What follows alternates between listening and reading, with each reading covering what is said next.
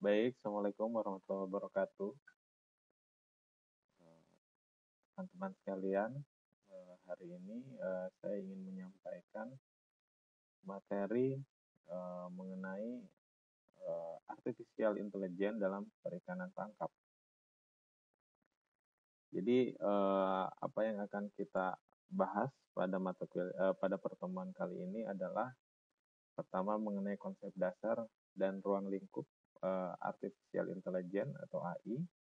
Kemudian sejauh mana perkembangan AI dalam dunia perikanan tangkap? Ya. Mungkin kita lihat juga di dunia perikanan ya. Selanjutnya aplikasi AI dalam dunia perikanan tangkap dan yang terakhir adalah peluang pengembangan AI dalam perikanan tangkap. Baik, artificial intelligence ya, bahasa Indonesianya biasa kita sering istilahkan atau sering sebut dengan kecerdasan buatan. Jadi sebelum lebih lanjut, mari kita samakan persepsi dulu. Ya, saya yakin semuanya memiliki persepsi masing-masing. Nah, dari beberapa pakar ini menyebutkan bahwa kecerdasan itu adalah diartikan pertama belajar atau memahami dari pengalaman. Ya. Jadi hasil dari pengalaman-pengalaman yang dihadapi, dipelajari, kemudian menarik kesimpulan, ya, hingga mendorong tindakan tertentu berdasarkan kesimpulan tersebut. Kemudian yang kedua, menemukan inti dari pesan yang ambigu atau bertentangan, ya, menganalisisnya ya. Kemudian selanjutnya merespon dengan cepat dan tepat pada situasi baru. Ya. Kemudian selanjutnya menggunakan pertimbangan dalam pemecahan persoalan atau mengarahkan tindakan secara efektif. Jadi kecerdasan ini adalah kemampuan untuk melihat ya suatu masalah, suatu persoalan dari berbagai sisi ilmu, ya, berbagai sisi pengetahuan, sehingga dapat memecahkan persoalan tersebut. Selanjutnya memahami dan menyimpulkan dengan cara rasional. Yang selanjutnya menerapkan pengetahuan untuk memanipulasi lingkungan. Dan yang terakhir adalah berpikir dan mempertimbangkan. Jadi sesuatu dianggap cerdas ya jika bisa melakukan hal-hal yang tadi sudah kita bahas dari poin A sampai poin G. Selanjutnya konsep dasar dan ruang lingkup kecerdasan buatan atau artificial intelligence. Ya. Apa itu pengertian artificial intelligence ya? Merupakan subbidang pengetahuan komputer yang ditujukan untuk membuat software dan hardware yang sepenuhnya bisa menirukan beberapa fungsi otak manusia. Jadi memang artificial intelligence ini suatu software dan hardware ya yang dibangun ya berdasarkan nanti diberikan input data-data ya dan diberikan program untuk menganalisis data ya hingga nanti dia bisa menarik suatu kesimpulan ya dan melakukan tindakan. Contoh dalam kehidupan sehari-hari, misal teman-teman mungkin pernah ya atau pasti sering saat ini melakukan belanja online. Jika satu aplikasi belanja online itu kita buat, kita buka, ya itu biasanya di beranda langsung muncul apa yang ditawarkan atau ini produk yang cocok dengan Anda. Ya. Nah itu merupakan salah satu konsep artificial intelligence ya yang dibangun pada software tersebut. Jadi berdasarkan tracking ya produk-produk yang sering kita cari, yang sering kita lihat ya. Nanti sistem yang berada di software tersebut ya dan mengkaitkannya dengan data diri kita nanti menganalisisnya ya si A ini biasanya melihat produk apa. Nah, selanjutnya ya, terus dikalkulasi, oh bidang misalkan yang lebih luas, misalkan bidang elektronik. Ya. Selanjutnya elektroniknya bidang apa lagi, lebih sempit lagi, misalkan gadget. Nanti biasanya ketika, oh berarti nanti eh, gadget ini atau elektronik ini yang akan ditawarkan terlebih dahulu oleh software tersebut ketika si A ini akan masuk ke software. Jadi itu keputusannya. Jadi ketika kita nanti masuk ke software tersebut biasanya ada barang yang cocok dengan Anda. Nah ini merupakan hasil analisis, kemudian berdasarkan inputan-inputan yang kita lakukan yaitu berupa kunjungan tadi ya terhadap produk-produk ya yang ada di software di situs tersebut. Nah, kemudian software yang ada di situ menarik kesimpulan, oh kita ini tertarik terhadap apa namanya tadi, misalkan gadget, sehingga nanti kita tawarkan gadget seperti itu. Nah itu contoh artificial intelligence. Jadi dia bisa otonom berpikir sendiri, menarik kesimpulan dan membuat keputusan. Ya. Kemudian selanjutnya AI ini dijelaskan juga sebagai cabang sains komputer yang mempelajari otomatisasi tingkah laku cerdas, ya, otomatisasi, ya. Jadi sebetulnya kalimat otomatisasi ini masih apa namanya, menurut saya pribadi masih belum otonom, ya. Jadi otonom di sini dalam artian tadi dia mengambil keputusan berdasarkan data yang sudah ada. Jadi otomatisasi ini bisa dalam artian misalkan di setting nih setiap 2 jam pakan ikan akan keluar. Jadi itu hanya berdasarkan settingan setiap 2 jam misalkan dari suatu mesin pemberi pakan misalkan ya. Kita setting setiap 2 jam dia akan mengeluarkan makanan sekian gram. 2 jam memberikan makanan akan mengeluarkan makanan. Nah, ini dia akan terus menerus seperti itu tanpa melakukan misalkan ada input indikator dari ikannya misalkan. Oh, ikannya sebelum 2 jam ternyata sudah lapar nih. Ya, ada sensor seperti itu. Sehingga dia sebelum 2 jam mengeluarkan makanan ya berdasarkan sensor tersebut. Nah, itu menurut saya sudah baru dikatakan sebagai artificial intelligence. Jika hanya berotomatisasi, dia belum berpikir sendiri ya, sehingga belum membuat keputusan sendiri berdasarkan data-data yang ada tadi, menurut saya itu belum dikatakan sebagai artificial intelligence. Oke, itu pendapat. Kita lanjut saja ya. Intelijen atau intelijensia ini diartikan seseorang yang pandai melaksanakan pengetahuan yang dimilikinya. Ya. Kemudian artificial intelligence adalah bidang ilmu komputasi yang memungkinkan untuk memahami, bernalar, dan bertindak. Ya, jadi 3 hal itu harus ada, baru hal tersebut masuk ke dalam kriteria artificial intelligence. Kemudian basis utama dari artificial intelligence ini apa sih? Ya, sebetulnya ini terbagi 2. Ya. Yang pertama knowledge base dan inference engine. Ya. Apa itu? Ya.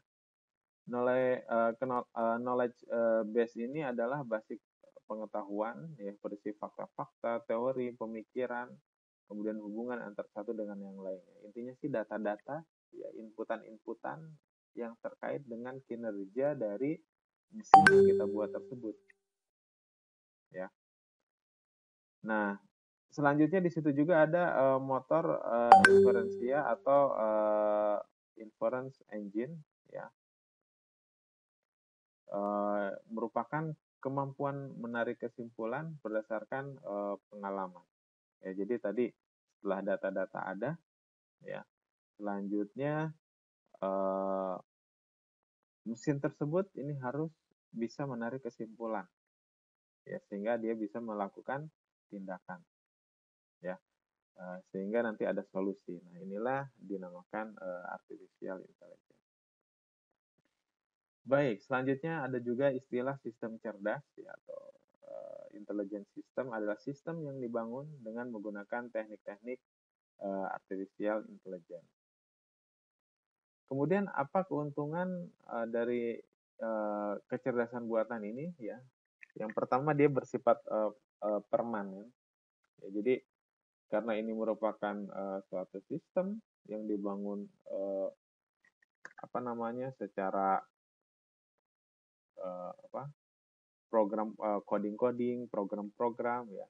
Tentu hal tersebut akan ada dan terus-menerus bisa berjalan bagaimanapun kondisinya. Ya, sehingga dapat dikatakan bersifat permanen. Kemudian selanjutnya mudah diduplikasi dan disebarkan ya, karena tadi tercatat ya, jelas coding-codingnya ya. Ini mudah diduplikasi dan disebarkan. Jadi sistem ini misalkan bisa diterapkan di sistem yang lain ya dengan kondisi yang sama persis. Ya. Kemudian murah dibanding dengan kecerdasan alami. Ya, mungkin ini relatif sih ya menurut saya. Kemudian bersifat konsisten.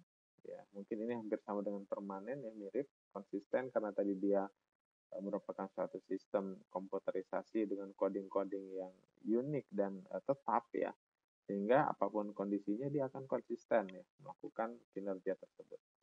Dapat didokumentasikan ya, tadi sudah dijelaskan ya, dapat mengerjakan pekerjaan lebih cepat dibandingkan dengan kecerdasan alami.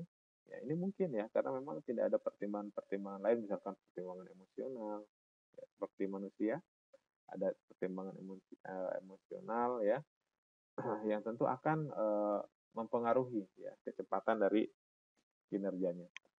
Kemudian selanjutnya dapat mengerjakan pekerjaan lebih baik dibanding dengan kecerdasan alami ya, secara presisi ya mungkin ya, dan mungkin secara standar jadi lebih sama ya dari hasilnya, lebih seragam ya keputusannya.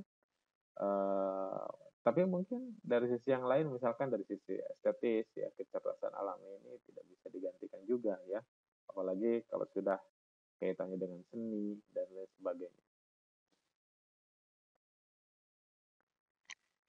Selanjutnya kecerdasan alami sendiri ini memiliki keuntungan yaitu kreatif ya, jadi sebetulnya karena ya otak manusia itu tentu lebih sempurna dibandingkan kecerdasan alami, kecerdasan buatan.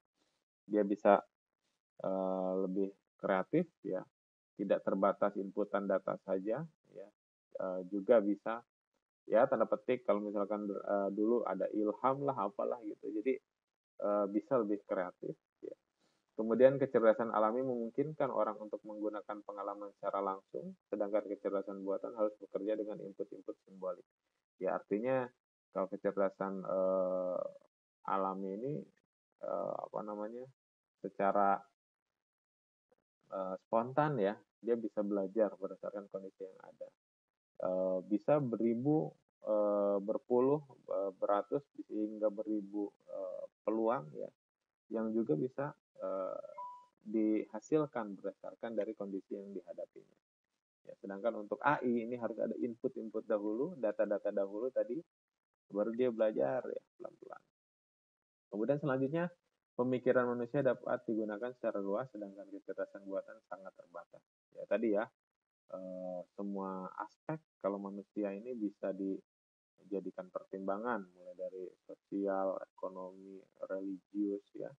Ini sedangkan kecerdasan buatan ini harus diprogram dahulu ya, agar misalkan memiliki keseluruhan aspek tersebut. Ya. Baik, selanjutnya aplikasi AI pada perikanan. Ya, ini kita lihat dulu secara lebih luas. Ini yang tadi saya sampaikan ya sebagai contoh. Di sini ada mesin ya untuk melihat indikator dari kondisi tambak, ya.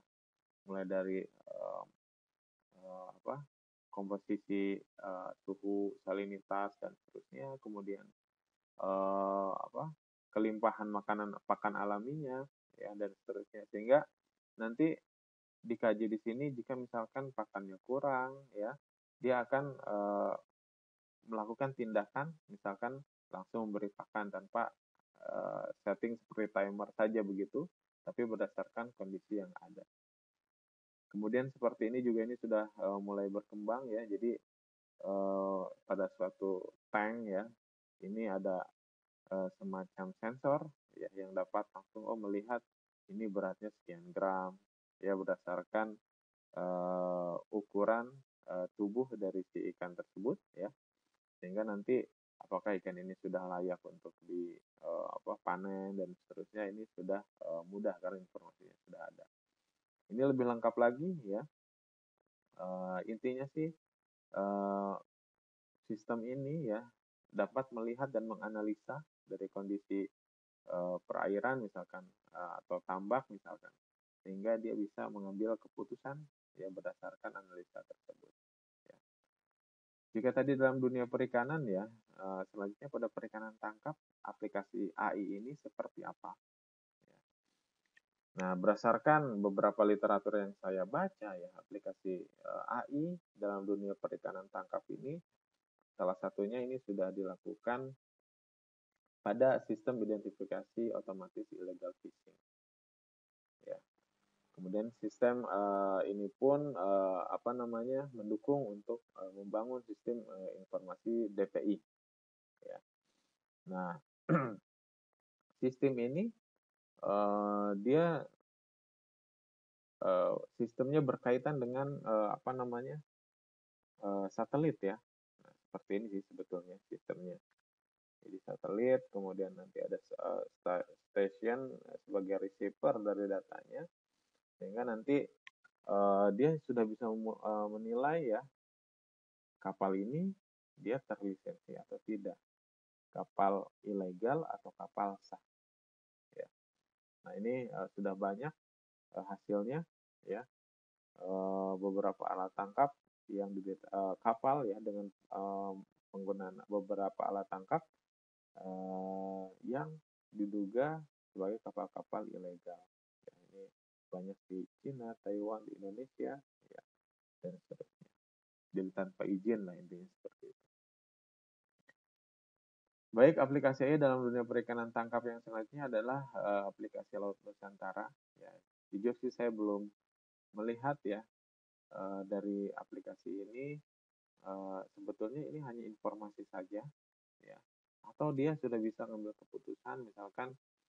Jadi kalau mau, misalkan di sini data apa pada aplikasi Laut Nusantara ya, yang dikumpulkan adalah data sistem elektronik antara lain informasi penangkapan, jarak posisi dan lokasi penangkapan, konsumsi BBM dan seterusnya.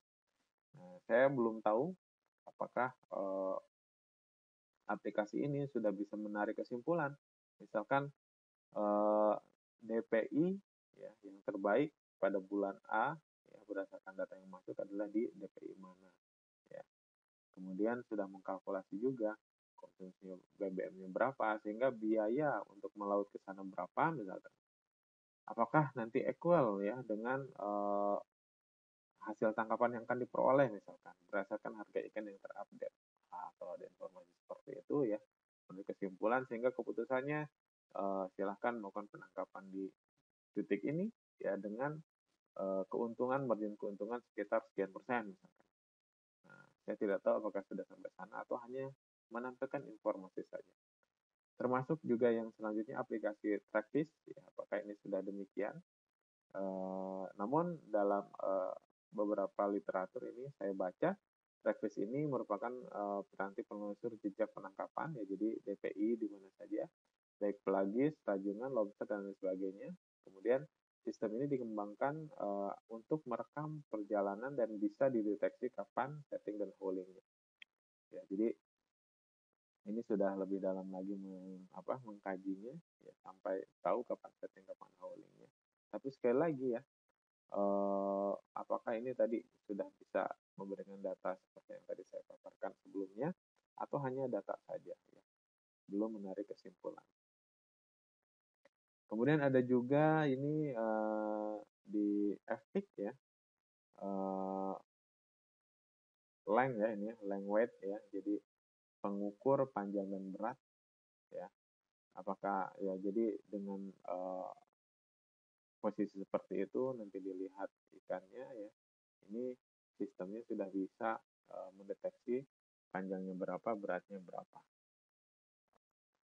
Baik, selanjutnya ya, bagaimana perkembangan aplikasi AI pada alat tangkap? Ya, sejauh mana nih? Ya, apakah ada ya alat tangkap yang sudah full menggunakan AI? Nah, ini ya menjadi tantangan kita. Mari kita bahas ya. Baik teman-teman, ini mungkin beberapa sudah pernah lihat ya, tapi ini saya coba putarkan. Kemudian nanti kita analisis apakah ini sudah menerapkan AI atau belum ya. Ya, assalamualaikum. Waalaikumsalam. Pada saudara-saudara kita di tanah air. Di sini.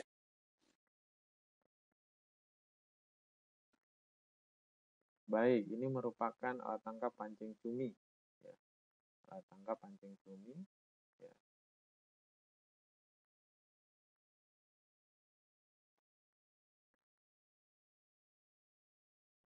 Nah, ini apakah sudah masuk ke AI atau baru otomatisasi?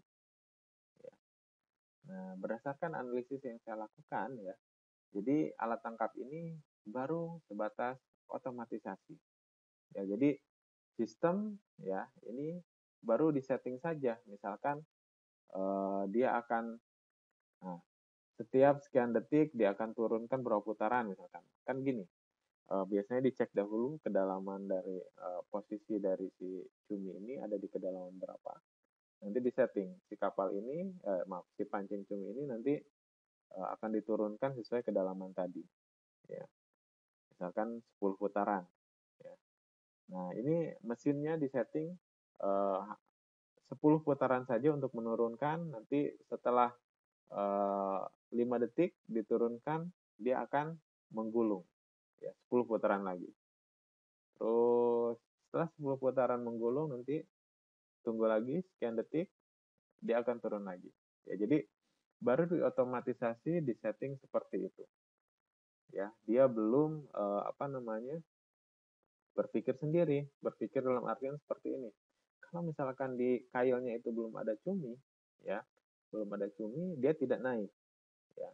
Tapi misalkan kita beri input atau sensor ya pada bagian tali pancingnya, jika misalkan ada tarikan sekian gram, ya, maka dia berputar, ya, untuk mengangkatnya. Ya.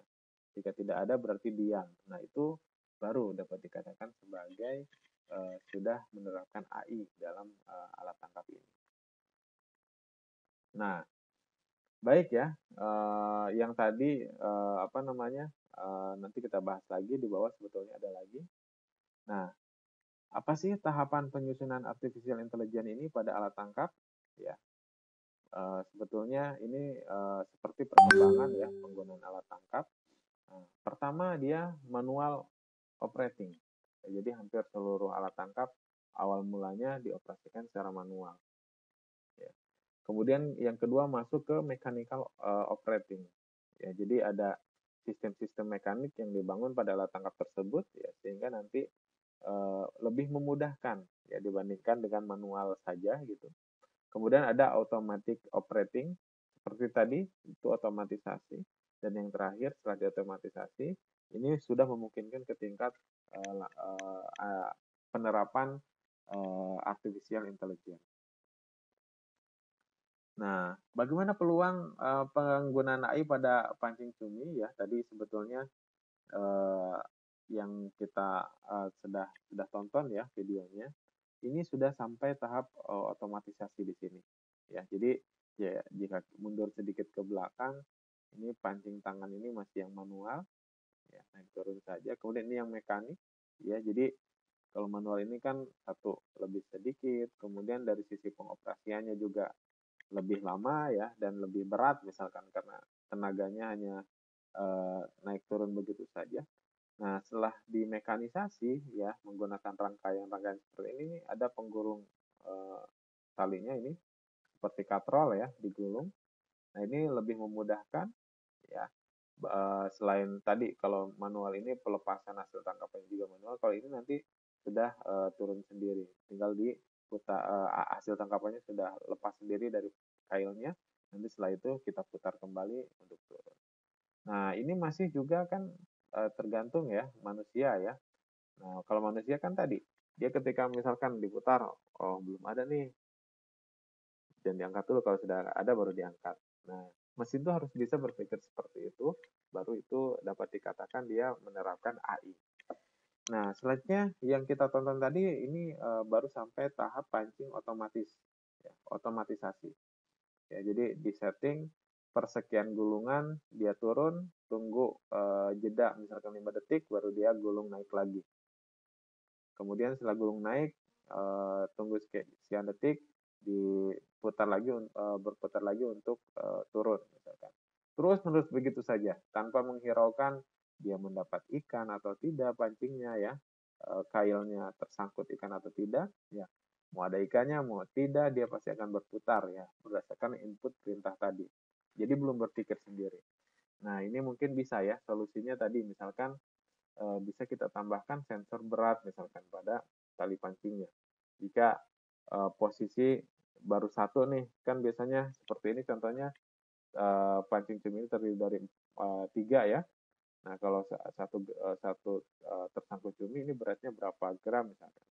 Nah ada sensor seperti itu, set baru misalkan sudah seberat 3 cumi yang tersangkut, ini baru akan berputar ya, memiliki apa keputusan untuk berputar ya, di setting untuk berputar, misalkan ada sensor seperti itu. Nah ini mesin ini bisa dikatakan dia sudah menerapkan AI. Ya, kurang lebih kalau di Indonesia mungkin untuk alat tangkap baru sampai ke mekanik saja, ya belum bahkan masih sedikit sekali yang sampai tahap otomatisasi, apalagi sampai tahap AI. Ya, nah ini contoh yang selanjutnya ya, apa namanya pada pancing, ya baru sampai tahap mekanik saja, bahkan belum otomatisasi. Ini pancing handline ya. Kalau tadi kan pancing cumi, ini pancing joran ya. Sorry, bukan handline, joran ya. Kemudian selanjutnya ya bagan ini pun sama ya. Baru sampai mekanik saja ya. Jadi ada rangkaian-rangkaian yang berkaitan dengan roller tadi ya, roller ya. Sehingga nanti kalau ada ikan dinaik turunkan diputar di satu tempat, jadi tidak keempat sudutnya ditarik ke atas, cukup satu tempat saja ya. Nah ini belum diotomatisasi, apalagi belum sampai AI. Ya. Jadi secara umum sih masih demikian ya, masih demikian. Nah, mudah-mudahan kedepannya bisa berkembang ke arah yang lebih baik lagi. Baik, itu 3 ulasan alat tangkap ya. Selanjutnya mungkin nanti ada di tugas ya teman-teman. Ya. Nah ini untuk selanjutnya ada teknologi drone nih yang sedang booming kan akhir-akhir ini. Ini pun bisa kita gunakan nih sebagai salah satu media untuk penerapan artificial intelligence misalkan pada pancing. Ya. Selanjutnya apa namanya dibuat juga misalkan pendeteksi ya, pendeteksi untuk menghalau hiu misalkan. Ya. Nah ini sehingga nanti datanya akan masuk ya ke satelit, kemudian menginformasikan kepada user. Nah, sehingga user bisa mengambil keputusan tertentu. Ya, jadi mungkin ini alat bantu saja ya. Dia belum menerapkan AI juga, sebetulnya hanya baru mengirimkan data saja. Ya. Baik teman-teman ya, mungkin itu sekilas ya pembahasan mengenai artificial intelligence dalam perikanan tangkap ya sudah dibahas ya hingga ke penerapan pada AI pada alat tangkap saat ini seperti apa ya dan sudah pada tahapan yang mana. Nah, terakhir ini karena ya untuk mata kuliah pertemuan kelima ini ya tidak ada UTS ya pada yang dari saya ya. Jadi saya buatkan tugas saja. Jadi silahkan tugasnya dikumpulkan maksimum tanggal 31 Maret ya pukul 23.59 WIB. Nah, jadi teman-teman diminta membuat konsep ya kira-kira penerapan bagaimana ya penerapan kecerdasan buatan pada suatu alat tangkap ya. Tadi sudah dicontohkan misalkan pada pancing cumi ya seperti itu. Nah sekarang kira-kira pada alat tangkap yang lain seperti apa ya? Dengan analisisnya misalkan harus menggunakan sensor. Kalau tadi misalkan agar dia bisa penerapan AI ditambahkan sensor berat pada penarik pada benang penariknya sehingga dia bisa otomatis naik turun berdasarkan berat tadi misalkan ya. Nah, ini kira-kira konsepnya seperti apa? Alat tangkap apa yang kira-kira bisa ya kita kembangkan menjadi atau mengadopsi AI ya dengan penjelasan konsep-konsepnya seperti apa. Baik, itu saja yang dapat saya sampaikan ya untuk kuliah yang kelima ini singkat ya. Mudah-mudahan tidak mengurangi dari esensi dari materinya. Semoga bermanfaat. Saya akhiri. Assalamualaikum warahmatullahi wabarakatuh.